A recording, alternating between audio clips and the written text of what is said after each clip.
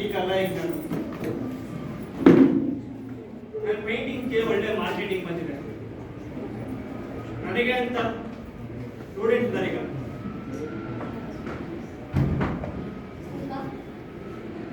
Limit ಅಲ್ಲಿ ಇದೆ.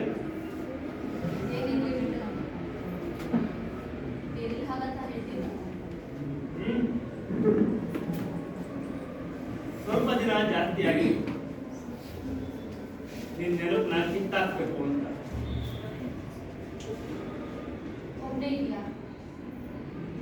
ಒಂದೆರಡು ಲವ್ ಆಯ್ತು,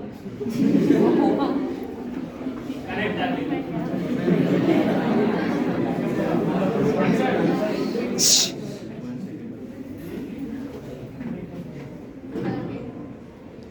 ನಿಂತರ ಆಂಬಿಷನ್ ಇರಲಿಲ್ಲ ಅವರು.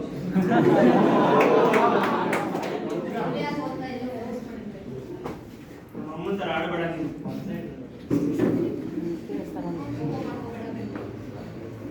ನಿನಗೆ ಪದೇ ಪದೇ ಕೇಳ್ತಿದ್ರೆ ನನಗಿನ್ನೂ ಚಿಕ್ಕ ಹುಡುಗ ಅನ್ಸುತ್ತೆ. ಬಿಳಿ ಕೂದಲು ಬಂದ್ಮೇಲೆ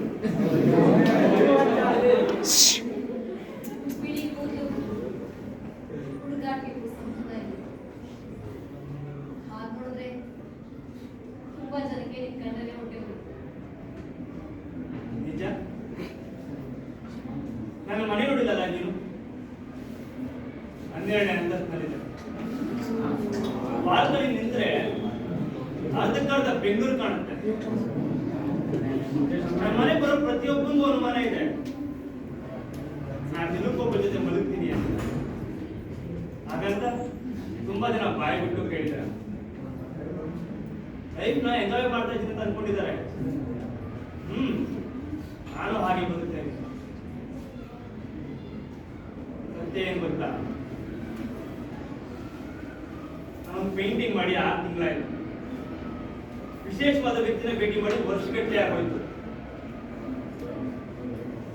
ಅದೇ ಹಳೆಯ ಮುಖಗಳು, ಅದೇ ಮಾತು, ಅದೇ ಕುಡುತ.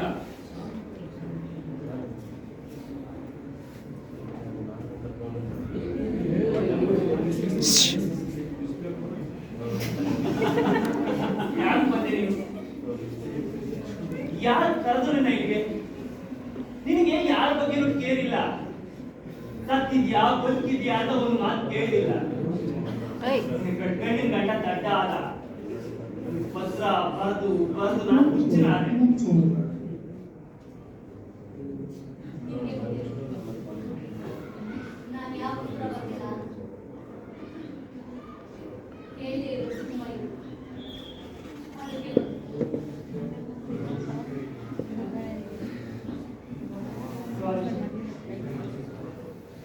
ಇಂಡಿಯಾಗೆ ಬಂದು ಏನು ಮಾಡ್ತಿದ್ಯಾ? ಇಂಗ್ಲೆಂಡಿಂದ ಬಂದ್ಮೇಲೆ ಡೆಲ್ಲಿಗೆ ಅವಸ್ಕರ ಅಲ್ಲಿ ಒಂದು ಪೇಂಟಿಂಗ್ ಗ್ಯಾಲರಿ ನಡೆಸ್ತಾ ಇದ್ದೀನಿ. ಅದ್ರ ಜೊತೆಗೆ ನ್ಯೂಸ್ ಪೇಪರ್ಗಳು ಲೇಖನಗಳನ್ನ ಬರೀತಾ ಇದ್ದೀನಿ. ಸಿಂಗಲ್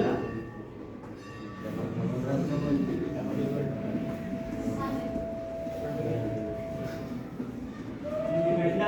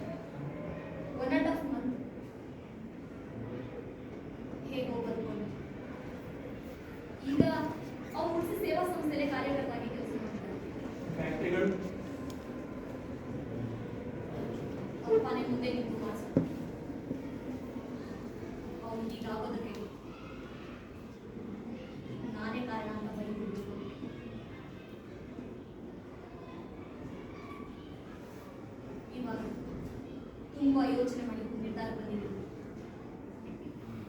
ನನ್ಗೆ ಯಾರನ್ನ ಮುಂಬೈ ಬಯಸಿ ಅವನ ಜೊತೆ ಇರಬೇಕು ಅಂತ ಅನ್ಕೊಂಡಿದ್ದೀನಿ. ಇನ್ನೂ ಅವ್ನಿಗೆ ಹೇಳಿಲ್ಲ, ಹೇಳ್ಬೇಕು. ನಂಬೋಕೆ ಆಗ್ತಿಲ್ಲ. ದೇವ್ರ ಜೊತೆ ಮಾತಾಡ್ತಿದ್ದ ಅಂದ್ರೆ ಯಾವ ದೇವ್ರಂತೆ? ಗಂಡು ಹೆಣ್ಣು? ಈ ಲಿಂಗಾಯತರ ದೇವ್ರ, ಬ್ರಾಹ್ಮಣರ ದೇವ್ರ, ದಲಿತರ ದೇವ್ರ, ಬೇರೆ ಧರ್ಮದ, ಬೇರೆ ದೇಶದ? ಅದ್ಯಾವುದೂ ಅಲ್ಲ. ರವಿಲ್, ಅವ್ನಪ್ಪ ಸಿದ್ದೇಶ್ವರ ಸ್ವಾಮಿ. ಏನ್ ಮಾತುಕತೆ ಆಯ್ತಂತೆ? ಗೊತ್ತಿಲ್ಲ, ಕೇಳ್ಬೇಕು. ಈಗ ಯಾಕೆ ಬಂದೆ ಅಂತ ಹೇಳಲೇ ಇಲ್ಲ. ನೀನು ನೋಡೋದಕ್ಕೆ ಇದನ್ನೆಲ್ಲ ಹೇಳಿದೆ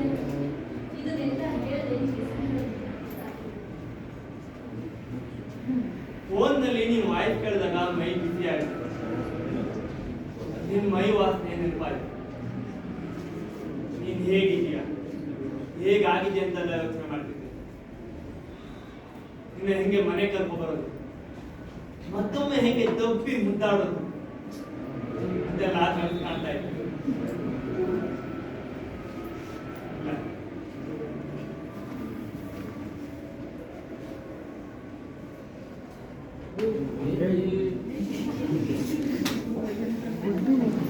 ನೀನು ನನ್ನ ಮುಂದೆನೆ ಖುಷಿಯಾಗಿದೆಯಾ? ಬದಲಾಗಿದೆಯಾ?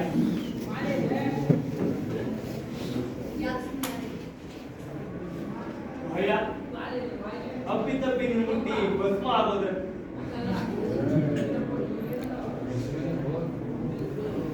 ನೀನೇನು ಭಸ್ಮ ಆಗಲ್ಲ.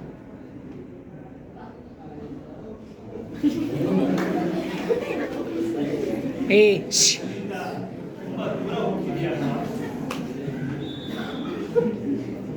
ಬುದ್ಧಿವಂತರ ಥರ ಮಾತಾಡಲ್ಲ. ಬೆಂಕಿಗೆ ಬಿತ್ತು ನಿಂತು ಅಷ್ಟೇ. ನಿಜ ಹೇಳ್ಬೇಕು ಅಂದ್ರೆ 4 years ನಾನು ಯಾವ ಗಂಡಸರ ಜೊತೆ ರಿಲೇಶನ್ಶಿಪ್ ಇಟ್ಕೊಂಡಿದ್ದೀನಿ. ಆಗಿಲ್ಲ ಅಂತ ನೀನ್ ಹೇಗೆ ನಿನ್ನ ಹೆಂಡತಿಗೋಸ್ಕರ ಹಠದಿಂದ ಇದ್ದು, ಹಾಗೆ ನಾನು ನನ್ನ ಗಂಡನಿಗೋಸ್ಕರ ಹಠದಿಂದ ಇದ್ದೆ. ಹಾಗೆ ನೋಡಿದ್ರೆ ನಿನ್ ಜೊತೆ ಇದ್ದಷ್ಟು ಸರಿಯಾಗಿ ನಾನು ನನ್ನ ಗಂಡನ ಜೊತೆ ಇಲ್ಲ. ನಡೆದು ಹೋಗಿದ್ದಕ್ಕೆ ಪ್ರಾಯಶ್ಚಿತ ಅನ್ನು ಆ ನಿನ್ನ ಗಂಡನ ಜನ್ಮ.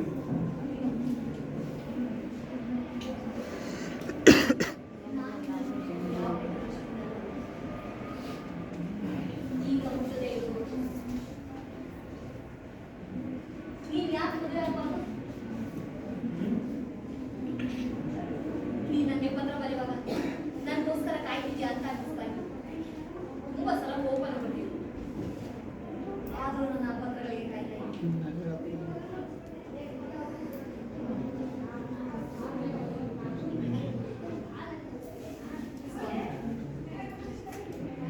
ಏನಾದರೂ ನನ್ನ ಕಾದಿದೆ.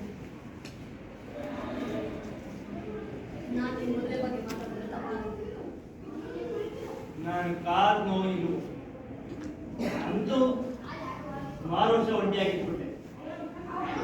ಈಗ ಮತ್ತೊಬ್ಬರ ಜೊತೆ ಜೀವನ ಶುರು ಮಾಡಬೇಕು ಅಂದ್ರೆ ಕಷ್ಟ.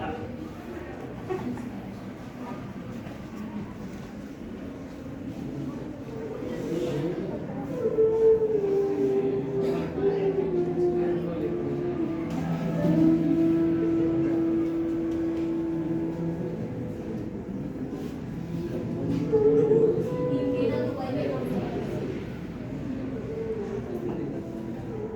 ಹೊಡೆದ್ರೆ ಹೋಗುವಂತ ಕೋಪ ಅಲ್ಲ. ಇಲ್ಲ, ನಿನ್ನಿಂದ ನನ್ನ ಬದುಕು ಹಾಳಾಗಲಿಲ್ಲ. ಹಾಗಾದ್ರೆ ತರ ನಾನೊಂದು ಒಪ್ಕೊಳ್ಳಕ್ಕೆ ಈಗ ಹೊರಟ.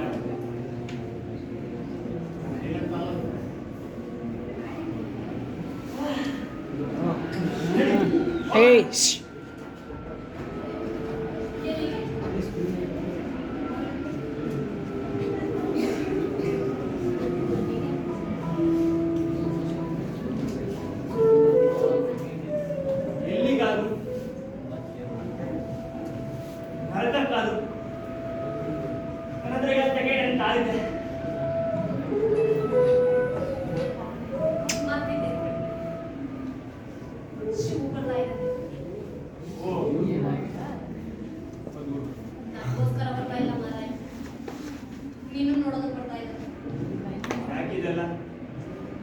ಇರ್ಲಿ ಬಿಡು. ಇಲ್ಲ ನಾರ್ಮಲ್ ಮಾಡಬೇಡ. ನೀನು ಬೇಡ ಅಂದ್ರೆ ಬೇಡ.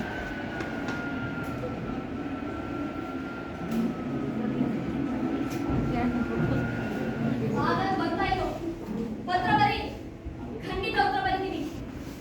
ನೀನೇನಾದ್ರೂ ಬರ್ತಿಲ್ಲ ಅಂದ್ರೆ ನಾನೇ ಪತ್ರ ಬರೀತೀನಿ. ಬೇಜಾರು ಮಾಡ್ಕೋಬೇಡ.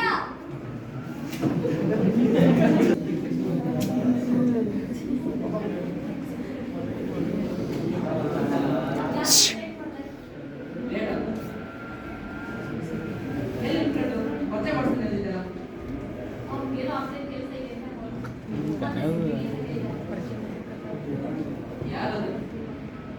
ಅವತ್ತು ಜಗಳ ಆದಾಗ ನೀನು ಒಬ್ಬರ ಮನೆಗೆ ಕಾಲ್ ಮಾಡಿದ್ನಲ್ಲ, ಅವನು ಬೆಂಗಳೂರಲ್ಲಿ ಇದ್ದಾನಂತೆ ಇವಾಗ. ಅವ್ರ ಮನೆಗೆ ಹೋಗಕ್ಕೆ ಬೇಡ. ಮತ್ತೆ ಇಲ್ಲಿ ಅಂತ ಏನ್ ಮಾಡುದು?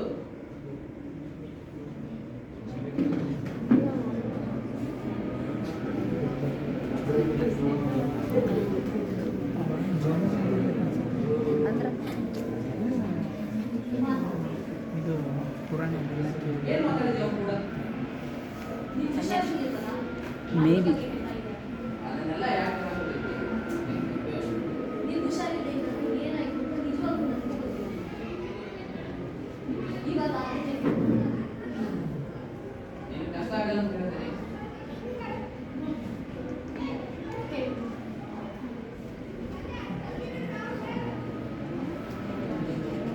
ನಾನು ಸಣ್ಣವಿದ್ದಾಗ ಹೇಗಿದ್ದೆ ಯಾರಿಗೂ ಗೊತ್ತಿಲ್ಲ. ಸ್ವಾಮಿಗಳು ಹೇಳೋದನ್ನ ನನಗೂ ಗೊತ್ತಿರಲಿಲ್ಲ.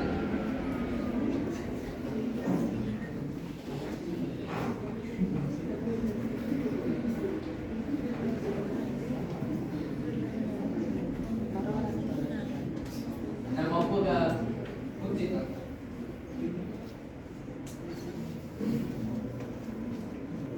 ಹುಚ್ಚು ಈ ಪದನ ಸರಿ ಇಲ್ಲ. ಸ್ವಾಮಿಗಳು ಬಳಸಿದ ಪದ ಉನ್ಮಾದ.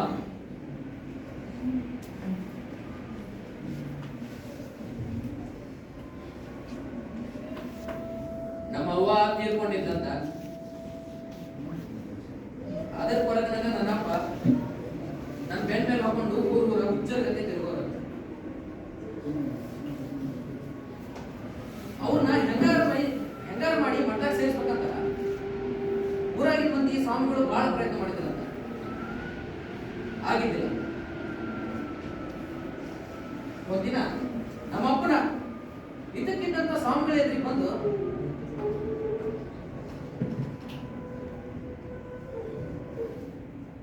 ಸಾಮೇರ ಈ ಹುಚ್ಚಿನಿಂದ ಈ ಕೂಸನ್ನ ಉಳ್ಸಕ್ ಆಗುದಿಲ್ರಿ. ಈ ಕೂಸನ್ನ ಶಿವಗ ಒಪ್ಪಿಸ್ತಾನೆ. ಶಿವನ ಇಚ್ಛೆದಂಗ ಆಗಿಲ್ರಿ ಅಂತ ಹೇಳಿ ಹೋದ್ರ. ಬುದ್ಧಿ ಬಂದ್ಮ್ಯಾಗ ನಮ್ಮ ಅಪ್ಪನ ನೋಡ್ಲೇ ಅಲ್ಲ. ಒಂದಿನ ಸ್ವಾಮಿಗಳು ಕರೆದು ಹೇಳಿದ್ರು ನಂಗೆ,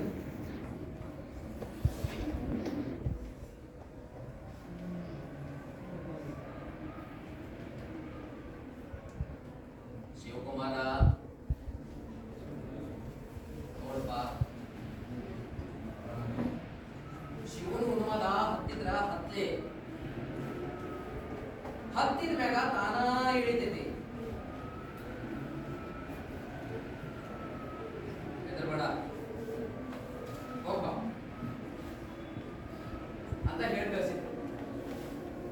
ಸ್ವಾಮಿಗಳು ಹೇಳ್ದಂಗ ಮದುವೆ ಉನ್ಮಾದ. ನಿನ್ನ ಮನಿ, ನಿನ್ನ ಅಂತಸ್ತು, ನಿನ್ನ ಚಂದ, ಹೆದರಿಕಿಲ್ಲದ ನಿನ್ನ ಮಾತು ಎಲ್ಲ ಹೊಸದ್ ನನಗ. ಎಲ್ಲ ಕೈಗೆ ನಿಲ್ಲಾರದಷ್ಟು ಮೇಲೆ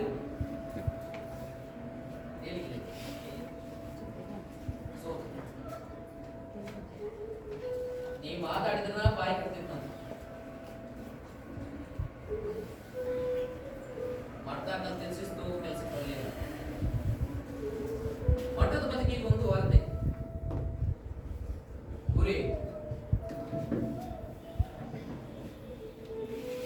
ಈಗ ಜೊತೆ ಗುದ್ದಾಡಿ ಸೋತಿದ್ದಿ.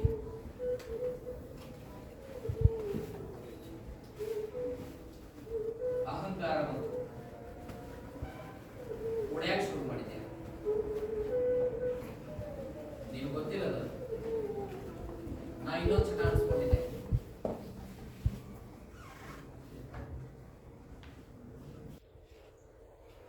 ಸುಳಿ ಚಟ.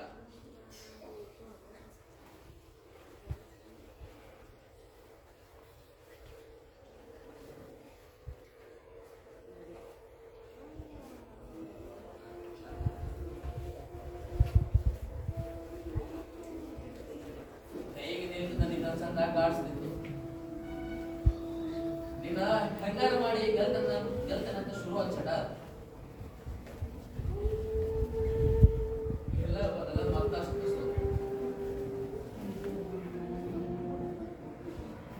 ನೀವತ್ತ ಹಂಗ ಹರ್ಕೊಂಡು ಹೋಗಿದ್ದಿಲ್ಲ ಅಂದ್ರ ನಾ ಸಂಗಿ ಹಂಗ ಶಿವ ಇನ್ನು ಹೋದಾಗ ನಡೆಸಿದ್ದೆ. ಒಟ್ಟಾಗ ನಾನು ಸಾಯಬಾರ್ದಪ್ಪ ಅಂತ ಅನ್ಸ್ತ. ಮತ್ತೆ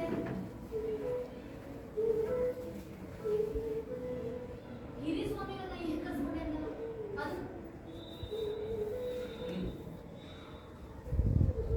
ಅವ್ರನ್ನ ಹೇಗೆ ಕರ್ಸ್ಕೊಂಡ್ಯಾ? ಅವ್ರು ಬಂದ್ರು, ಅಪ್ಪ ಬಂದ, ಶಿವನ ಗಣ್ಣಗಳು ಬಂದ್ವು, ಅಲ್ಲಮ್ಮ ಬಂದ, ಬಸವಣ್ಣ ಬಂದ್ರು. ಆ ಲೋಕನ ಬೇರೆ ಆಯ್ತದು. ನಾ ಇಲ್ಲಿ ಇರ್ಲೇ ಇಲ್ಲ. ಸತ್ತದ ಕೂಟ ಮಾತಾಡ್ತಿದ್ಯಾ?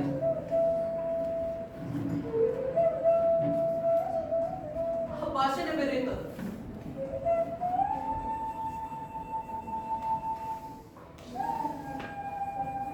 ನಿಮ್ಮಪ್ಪ ಬಾಳ ಚಲೋ ಮನುಷ್ಯ.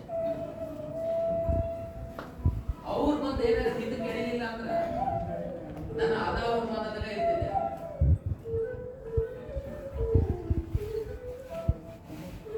ದೇವರ ಮನುಷ್ಯ.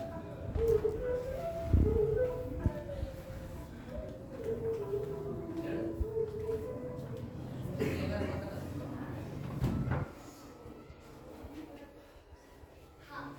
ಮರ್ತಿದ್ದೆ. ನಾನು ಮುಂಬೈ ಬರಬೇಕು ಅಂತ ಅನ್ಕೊಂಡಿದ್ದೆ. ನನ್ನ ಸಂಬಂಧ ಬರಾಕಿಲ್ಲೋ? ಬರಬೇಡ. ಅದ್ರ ಅವಶ್ಯಕತೆ ಇಲ್ಲ. ಇಲ್ಲ, ನನಗೋಸ್ಕರನೇ ಬರ್ತಾ ಇದ್ದೆ. ಎಲ್ಲಾದ್ರೂ ಹೋಗೋಣ?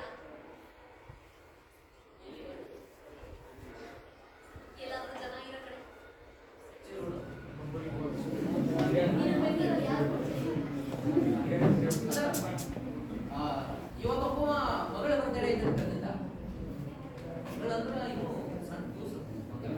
ಸರಿ, ಅಲ್ಲಿಗೆ ಹೋಗೋಣ.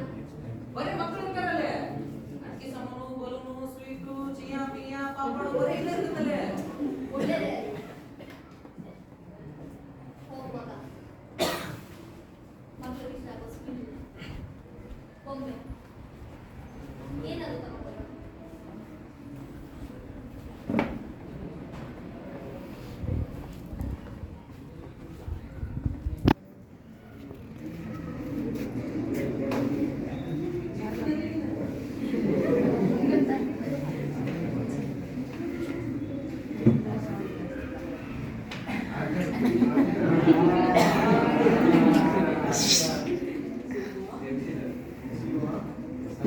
Hey.